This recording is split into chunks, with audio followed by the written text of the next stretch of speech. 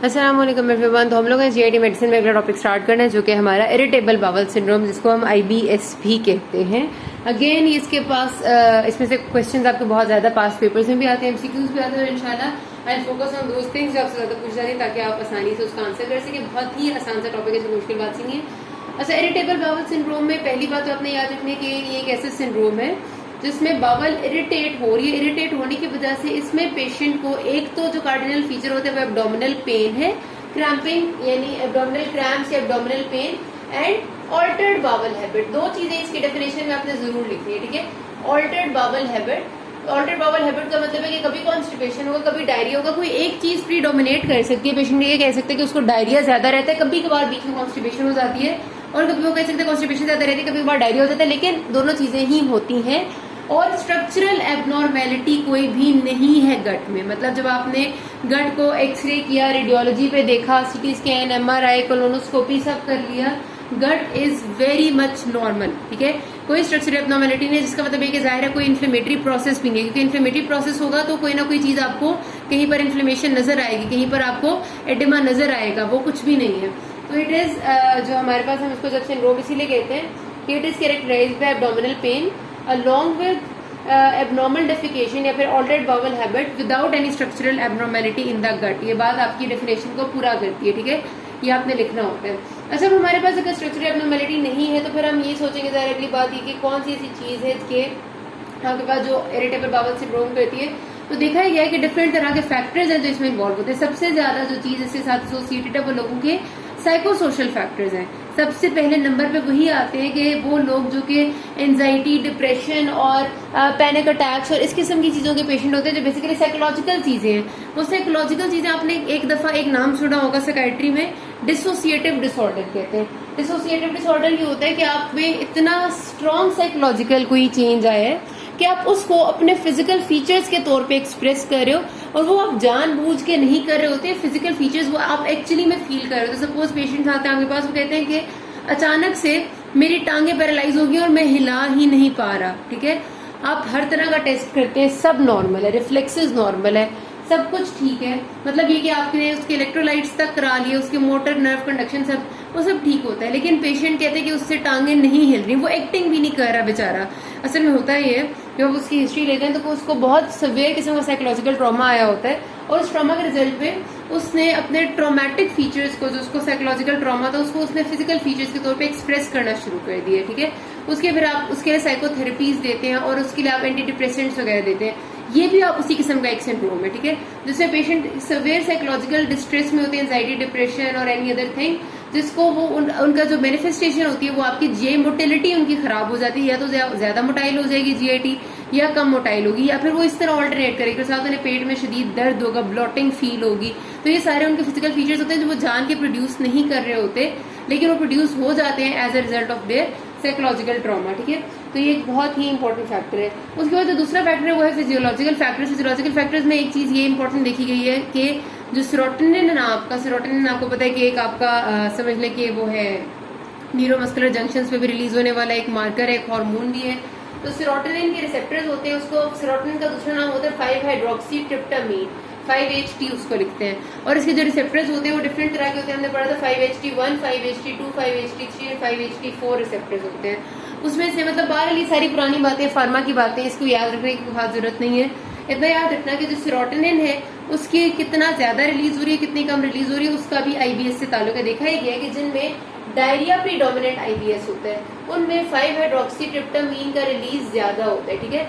मतलब उनको हम कहते हैं DIBS, उसका लिखते हैं। डायरिया प्रीडोमिनेंट आईबीएस में, DIBS में ये चीज इंक्रीज होती है। और जो कॉन्स्टिपेशन प्रीडोमिनेंट आईबीएस होता है, CIBS जिसको लिखते हैं, उसमें आपका 5-हाइड्रोक्सीट्रिप्टामाइन कम हुआ हुआ होता है। तो इस वजह से यानी सेरोटोनिन की रिलीज कम हुई होती है। इसी वजह से जो डायरिया प्रीडोमिनेंट आईबीएस के लोग हैं उनमें जब हम सेरोटोनिन को इनहिबिट करते हैं, हम यानी सेरोटोनिन एंटेगोनिस्ट देते हैं, तो पेशेंट्स की कंडीशन बेहतर हो जाती है। और कॉन्स्टिपेशन प्रीडोमिनेंट वाले में जब हम सेरोटोनिन को इंक्रीज करते हैं बाय गिविंग सेरोटोनिन एगोनिस्ट, तो पेशेंट की कंडीशन थोड़ी सी बेहतर हो जाती है। हर पेशेंट में ऐसा नहीं होता, लेकिन ये चीज भी एक देखी गई है, ठीक है। उसके अलावा ये देखा गया कि बेशक ये डिजीज में बिल्कुल भी इन्फ्लेमेशन नहीं है। आप टेस्ट करते हैं, आपको कोई इन्फ्लेमेटरी मार्कर पॉजिटिव नहीं मिलता, कुछ भी नहीं होता, लेकिन किसी हद तक ऐसा देखा गया कि मास्ट सेल्स का यहाँ रोल है, इस वजह से क्योंकि जब हम इन पेशेंट्स को मास्ट सेल स्टेबलाइजर्स देते हैं ना, मतलब हम ड्रग देंगे जो मास्ट सेल्स को स्टेबलाइज करेगी, तो उससे उनका गट की जो ये इरिटेबल बाउल सिंड्रोम वाले फीचर्स हैं थोड़े कम हो जाते हैं, थोड़ी बेहतरी आती है।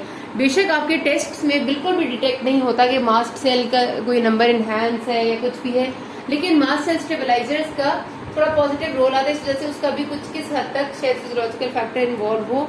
और तीसरी चीज जो है वो ये कि हमारे पास इसमें कोई ना कोई गैस्ट्रोएंटेराइटिस का फीचर भी हो सकता है, मतलब ये कि किसी हद तक आपका कोई बाहर से आने वाला इन्फेक्शन भी हो सकता है। ये सारी कोई बातें कि हो सकती हैं, जरूरी नहीं है, हो देखी गई है। अच्छा, फिर तीसरी चीज आती है ल्यूमिनल फैक्टर्स। ल्यूमिनल फैक्टर्स का मतलब आपके गट का जो नॉर्मल माइक्रोबायोटा है वो, और नॉर्मल गट की जो किसी ना किसी चीज से एलर्जीज है वो, ठीक है। नॉर्मल गट का माइक्रोबायोटा से मतलब है जो नॉर्मल आपका बैक्टीरियल फ्लोरा है वो वहां पर इरिटेट कर रहा है, कुछ लोगों में हो सकता है करता हो, और कुछ लोगों में जो आप डाइटरी चीजें खा रहे हो तो वो भी इरिटेट कर सकते हैं। सिंपल आपकी वीट से लोगों को मसला हो सकता है, सीलिक डिजीज जितना मसला नहीं होगा। सीलिक डिजीज तो होता है ना कि बिल्कुल वीट इंटॉलरेंस है, यहाँ पर सिर्फ ये कि वीट इरिटेट कर रही है। कुछ लोगों को लैक्टोज इरिटेट कर रहा होता है, जिस तरह लैक्टोज इंटॉलरेंस नहीं है लेकिन थोड़ा बहुत इरिटेट कर रहा है। कुछ लोगों को सिंपल आपकी जो स्टार्चेस होती हैं, जो आपकी हाई रेजिस्टेंट शुगर्स होती हैं, वो इरिटेट कर रही होती है। तो these are all the things which can be possibly involved in irritable bowel syndrome. तो इस वजह से हमें इन सबको देखना होता है। पेशेंट के फीचर्स क्या होते हैं, वहाँ पे टिपिकल फीचर्स होंगे, क्रैम्पी एब्डोमिनल पेन है, और उसके साथ उसको ब्लॉटिंग बहुत ज्यादा है। ब्लॉटिंग में उसको वही होता है कि गैस की फीलिंग होती है, और जब एब्डोमिनल पेन है उसकी वो स्टूल पास करने पे ठीक हो जाती है। डेफिकेशन के बाद उसकी एब्डोमिनल पेन कम हो जाती है, और उसके साथ साथ उसको ऑल्टर्ड बावल हैबिट है। अच्छा, आपके पास जो सिनेरियो आता है ना आईबीएस का, आप याद रखना, उसमें आपको हमेशा वो नहीं बताएंगे कि ऑल्टर्ड बावल हैबिट है या नहीं। वो अक्सर सिनेरियो ये भी दे देते हैं कि patient presented to you of young या medium build and height with crampy abdominal pain for the last 1 week along with bloating and which improves on defecation। उसके साथ वो कहते हैं कि patient also said कि अच्छा, ये crampy abdominal pain improves the defecation। Patient also complains of diarrhea which were episodes 5 to 6 per day और no blood, उसमें कोई ब्लड नहीं है, and no fever and no food eating from any restaurant. अब जब उन्हें कह दिया कि फीवर नहीं है, फूड रेस्टोरेंट से नहीं खाया, तो मतलब उन्हें बता दिया कि कोई इन्फेक्शन नहीं है, कोई पैरासाइट नहीं है, उसको भूल जाए आप। उसके बाद उन्हें आपको कह दिया कि उसको डायरिया है और सिंपल ब्लॉटिंग है, और ब्लॉटिंग के बाद जब वो ठीक डेफिकेशन करता है तो ठीक हो जाती है। बेशक उन्हें नहीं कहा कि उसको कॉन्स्टिपेशन भी हो रही है, लेकिन this is very much going towards irritable bowel syndrome, ठीक है, क्योंकि उन्होंने रूल आउट कर दिया ना कि पेशेंट को कोई इन्फेक्शन नहीं है, क्योंकि वो उसने बाहर का खाना भी नहीं खाया और उसको फीवर भी नहीं हुआ। तो ये बात आप याद रखिए, सिनेरियो इस तरह भी आता है। दूसरा जो आसान सिनेरियो होता है वो ये कि उसमें आपको बता देती कि ऑल्टर्ड बावल हैबिट है और पेन है और ब्लॉटिंग है, तो भी आ सकते हैं सिनेरियो। और ये पेशेंट के क्लिनिकल फीचर्स होते हैं, ठीक है। पेशेंट का जो डायरिया होता है वो नॉन ब्लडी होता है, और कोई भी एक चीज प्रीडोमिनेट कर सकती है डायरिया कॉन्स्टिपेशन में से। फिर आपने उसका डायग्नोसिस कैसे करना होता है, इसमें बेसिकली किसी इन्वेस्टिगेशन की कोई खास जरूरत नहीं होती। इसका जो मेनली डायग्नोसिस है वो क्लिनिकल होता है। क्लिनिकल डायग्नोसिस का जो क्राइटेरिया है उसको रोम्स क्राइटेरिया कहते हैं। उसमें याद रखना है आपने, ये डेविडसन में लिखा हुआ है, शायद कैपलन या स्टेपअप में नहीं है, तो आपने याद रखना है। पूछते हैं रोम्स क्राइटेरिया में होता है कि आपको कंसिस्टेंटली 3 दिन एब्डोमिनल पेन रही है for the last 3 consecutive months, ठीक है। और उसके साथ क्या फीचर है, पेन का ये फीचर होगा 3 कंसेक्टिव दिन फॉर द लास्ट मतलब 3 दिन रही है और 3 महीनों में रही है, ठीक है। लास्ट चलो कंसेक्टिव 3 दिन हो ना हो, लेकिन एटलीस्ट 3 दिन होंगे पिछले 3 कंसेक्टिव महीनों में आपको पेट दर्द है। और उसके साथ क्या है, उसका फीचर दर्द का क्या है कि डेफिकेशन पे वो दर्द ठीक हो जाता है, इंप्रूवमेंट ऑन डेफिकेशन है। और उसकी अकरेंस कब होती है, पेन की ऑनसेट होती है जब स्टूल की फ्रीक्वेंसी चेंज होती है या फिर स्टूल की अपीयरेंस चेंज होती है, तो आपका पेन जो है वो दोबारा से शुरू हो जाता है। तो रोम्स क्राइटेरिया पे आप उसको डायग्नोज करते हैं, ठीक है, कि onset associated with change in frequency of stool या onset associated with change in appearance of stool.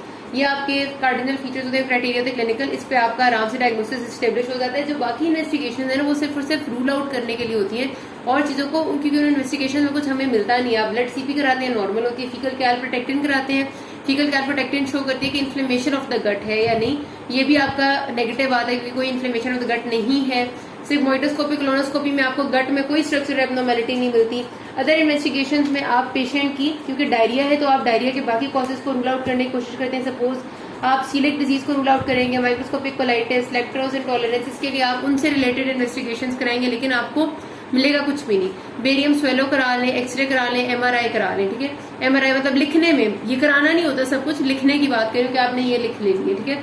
फिर आपने इस पेशेंट को मैनेज कैसे करना है, जो इसकी मेजर बात होती है वो ये कि आपने पेशेंट को रीएश्योर कराना है रीएश्योरेंस बहुत जरूरी है। यहाँ पे मैं फिर आपको अलग से बताती हूँ कि डायरिया और कॉन्स्टिपेशन प्रीडोमिनेंट में किस तरह से चलना है। लेकिन एक तो बात ये कि आपने पेशेंट को बताना है कि भाई उसकी, अक्सर लोगों को लग रहा होता है कि उनके सिम्टम्स बार बार आ रहे हैं और उनको कोई कैंसर वगैरह हो गया है और अब पता नहीं खुदा जाने क्या होगा, तो बहुत ही उनको ये लगता है, वो मजीद एंजाइटी होती है, मजीद उनकी हालत खराब होती है, मजीद उनको एंजाइटी होती है, मजीद हालत। तो आपने इस चेन को रोकना होता है। इस चेन को तोड़ने के लिए जरूरी है कि उनको अच्छे से रिएश्योर कराए कि उनको सारी इन्वेस्टिगेशन हो चुकी हैं, उन्हें कोई कैंसर या कोई सीरियस डिजीज नहीं है। जो उनके सिम्टम्स हैं वो बेसिकली उनके जो दिमाग में स्ट्रेस है उसकी वजह से, और जो स्ट्रेस के रिलीव होने के साथ साथ उनकी इन सिम्टम्स में बेहतरी आएगी। इस तरह बाकायदा पेशेंट की काउंसलिंग होती है, ठीक है।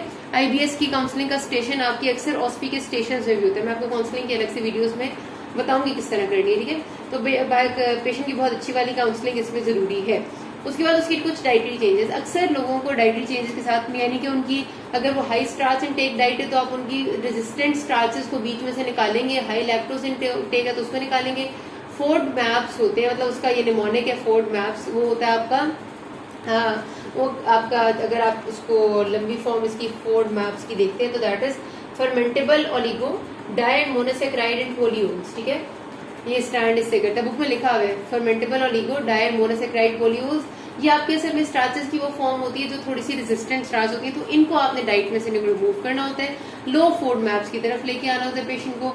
उसके साथ फिर आपने उसकी वीट को अगर बीच में से निकाल के देखें कि लोग वीट इंटॉलरेंट के होते हैं तो वो उससे बेहतर हो जाते हैं, लैक्टोज को निकाल के देखें उससे बेहतर हो जाते हैं। तो कुछ डाइटरी चेंजेस, अगर पेशेंट अगर अल्कोहल ले रहा है तो अल्कोहल छोड़ दे, स्मोकिंग करे तो स्मोकिंग छोड़ दे, इससे काफी ज्यादा फर्क पड़ता है। उसके बाद फिर आपने कुछ प्रोबायोटिक्स देते हैं आप, उससे भी अगर आपका गट का माइक्रोबायोटा तंग कर रहा है तो वो थोड़ा बेहतर हो जाता है। एंटी डिप्रेसेंट्स यानी वो वाली जो आपकी एमिट्रिप्टालिन इमिप्रामीन वगैरह है वो तब देंगे अगर पेशेंट बहुत डिप्रेस्ड है, बहुत एंजाइटी में है, तो फिर आपने उसको हाथों पे डिप्रेस्ड पेशेंट्स को एंटी डिप्रेसेंट्स देंगे और इनके साइड इफेक्ट्स का उन्हें पहले से बता देंगे क्योंकि थोड़ी बहुत हेडेक, नोजिया और एक्सेसिव स्लीपीनेस हो सकती है। अच्छा, जो डायरिया प्रीडोमिनेंट होते हैं मैंने जिस तरह आपको बताया था उसमें आपने 5-HT3 एंटेगनिस्ट, आपके जो सेरोटोनिन एंटेगनिस्ट होते हैं वो फायदा देते हैं आपको, 5-HT4 एगोनिस्ट आपको कॉन्स्टिपेशन प्रीडोमिनेंट में कहते हैं, मैं आपको पहले बता चुकी हूँ। एंटी इन्फ्लेमेटरी और एंटीबायोटिक्स का रोल थोड़ा बहुत, एंटी इन्फ्लेमेटरी वो आपका वही मेसेलाजीन यानी एमाइनोसैलिसाइलिक एसिड जो हम अल्सरेटिव कोलाइटिस में इस्तेमाल करते हैं वो किसी हद तक यहाँ पर चल सकते हैं। अगर आपको लगता है कि और कोई ड्रग काम नहीं करी तो आप ये दे के देख लें, शायद इससे बेहतरी आ जाए, लेकिन मेजरली इन्फ्लेमेशन का कोई रोल यहाँ पर नहीं होता। एंटीबायोटिक्स उस केस में कि अगर आपको लगता है कि कोई बैक्टीरियल इन्फेक्शन है, कोई बैक्टीरिया है गट का जो कि तंग कर रहे तो आप एंटीबायोटिक्स भी देख लें। साइकोलॉजिकल थेरेपी ऐसी लोगों की बहुत जरूरी होती है। अब अगर मैं एक फ्लो चार्ट की फॉर्म में आपको ये बताऊं कि आपका अगर पेशेंट आया जो कि डायरिया प्रीडोमिनेंट आईबीएस का है, ठीक है, तो सबसे पहला काम आपने ये करना होता है कि उसकी रीएश्योरेंस एंड डाइटरी चेंजेस ही कराने हैं। उसके साथ फिर आपने अगर उसको नहीं उससे ठीक होता तो आपने एंटी डायरियल ड्रग्स देने होते हैं, ठीक है। ये पहले आपने इस तरह से मैनेजमेंट लिख दें तो बेहतर है, दूसरी तरह से जो मैं बता रही हूँ वैसे भी लिख सकते हैं, ठीक है। एंटी डायरियल ड्रग्स में यू हैव लोप्रामाइड, कोलेस्टायरामीन, ये आपके एंटी डायरियल्स में आते हैं, ठीक है। ये आपकी मोटिलिटी रिड्यूस करते हैं, लोप्रामाइड या फिर कोलेस्टायरामीन ये दे दें। अगर इसके बाद भी पेशेंट ठीक बिल्कुल भी नहीं होता तो फिर आपने उसको एंटी डिप्रेसेंट्स पे लेके आना होता है, ठीक है। तो पहला काम ये दो चीजें हैं, दूसरे काम में एंटी डायरियल्स हैं, तीसरे काम में एंटी डिप्रेसेंट्स हैं जो आप उसको देंगे। और उसके बाद भी अगर पेशेंट ठीक नहीं होता तो आप इससे ज्यादा उसे एंटी डिप्रेसेंट की हाई डोज दे देंगे और साथ आप उसको हिप्नोटिक ड्रग्स देंगे, सेडेटिव हिप्नोटिक्स यानी बेंजोडाइजेपिन्स वगैरह, जिनसे वो सोता रहे, जरा नींद करेगा तो हो सकता है उसको डिप्रेशन कम हो जाए। अब आया अगर पेशेंट कॉन्स्टिपेशन प्रीडोमिनेंट, तो पहला काम आपने ये करना है उसकी रिएश्योरेंस एंड डाइटरी चेंज, और उसके साथ उसे कॉन्स्टिपेशन है तो आप उसकी डाइट में हाई फाइबर डाइट उसको रिकमेंड करेंगे, रफेज ज्यादा हो, फाइबर ज्यादा हो। उसके साथ आप उसको रिकमेंड करेंगे इसको गोल्ड वगैरह खाना, ताकि उसकी जो फाइबर जितना ज्यादा जाएगा उससे उसकी कॉन्स्टिपेशन ठीक होगी। अगर फिर भी ठीक नहीं होती तो फिर उसको आप वो चीजें देंगे जो कि आपकी मोटिलिटी को प्रमोट करती है, क्योंकि यहाँ एंटी डायरियल्स में आपने वो दी थी जो मोटिलिटी को रिड्यूस कर रही है, यहाँ आप वो देंगे जो मोटिलिटी प्रोमोटर्स होते हैं, जिसमें आपके लेग्जेटिव्स आ जाते हैं, लिनाक्लोटाइड वगैरह, जो स्टूल सॉफ्टनर्स है और मोटिलिटी प्रोमोटर्स है, ठीक है। क्योंकि पेशेंट को कोई मसला तो नहीं है, आप उसी कॉन्स्टिपेशन रिलीव कर दें तो हो सकता है उसे फायदा हो जाए। फिर भी ठीक नहीं होता तो फिर कोई बात है, आपकी आखिरी लाइन ट्रीटमेंट में आपने एंटी डिप्रेसेंट्स देनी है, ठीक है।